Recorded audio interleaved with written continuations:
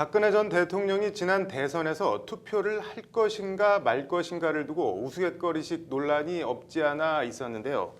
박 전 대통령 일단 투표는 안 했다고 합니다. 로인사이드 오늘은 수영자들의 선거권에 대해서 얘기해 보겠습니다.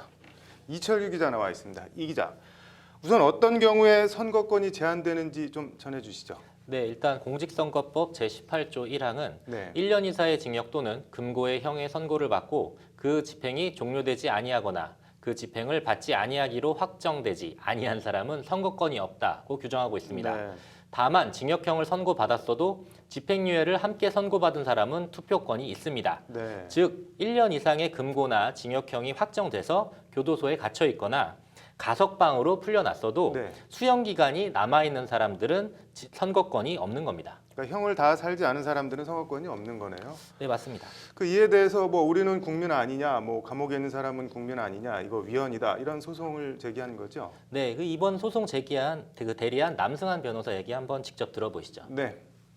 범죄를 범한 사람들의 기본권 제한에 대해서 우리 사회가 좀 무관심하거나 그분들의 기본권은 좀 제한해도 된다 이런 잘못된 전제에 서 있기 때문에 국민의 기본권을 제한하는 과정에서 기본권 제한을 받는 국민이 소수자라거나 또는 약자라는 이유로 좀 무관심하거나 세밀하지 못한 입법을 하는 것은 개선되어야 한다고 생각합니다. 취지는 이해가 가는데 지난 금요일이죠. 헌재가 결정을 내렸죠. 네, 맞습니다. 지난 25일인데요. 네. 헌법재판소가 이에 대한 결론을 내렸습니다. 재판관 7대 1의 의견으로 기각됐습니다. 네. 즉 헌법을 위배한 것이 아니다. 이런 결론인데요. 헌재는요, 그 공직선거법의 입법 목적의 정당성, 그리고 수단의 적합성, 그리고 침해의 최소성, 네. 법익의 균형성 이런 것들을 사유로 들면서 공직선거법의 헌법에 보장된 선거권을 침해한 것이 아니다라고 판단을 한 겁니다.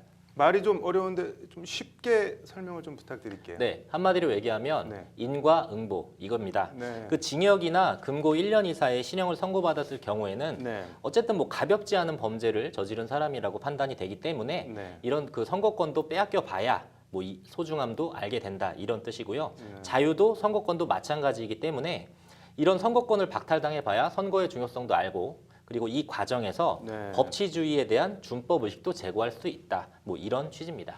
앞서 재판관 7대 1 의견이라고 했는데 1 소수 의견은 어떤 내용인가요? 네, 그 이진성 헌법재판관의 얘기인데요. 뭐 네. 다수 의견과는 정확하게 반대되는 네, 입장입니다. 네.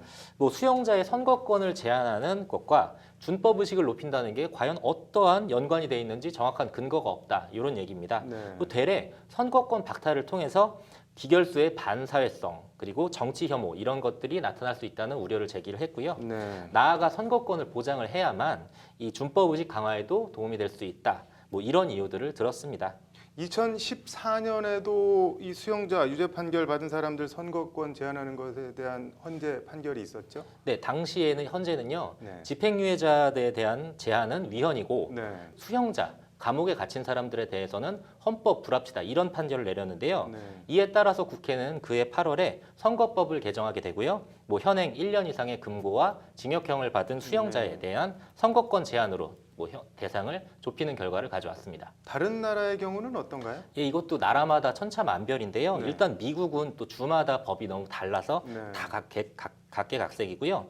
호주와 이탈리아의 경우는 징역 3년 이상, 금고 3년 이상의 금고나 징역을 받은 사람에게만 선거권을 제한하고 있습니다. 네. 또 독일의 경우는 아예 판사가 뭐 개별 법에 대해서 선거 제한 연수를 다 선고를 할 수 있게 법으로 정해놓고요. 캐나다, 뭐 이스라엘, 뭐 스웨덴 같은 나라는 수용자에게 모든 선거권을 보장하고 있습니다. 네. 또 눈에 띄는 게 남아프리카 공화국 역시도 수용자에게 선거권을 보장하고 있는데요. 네.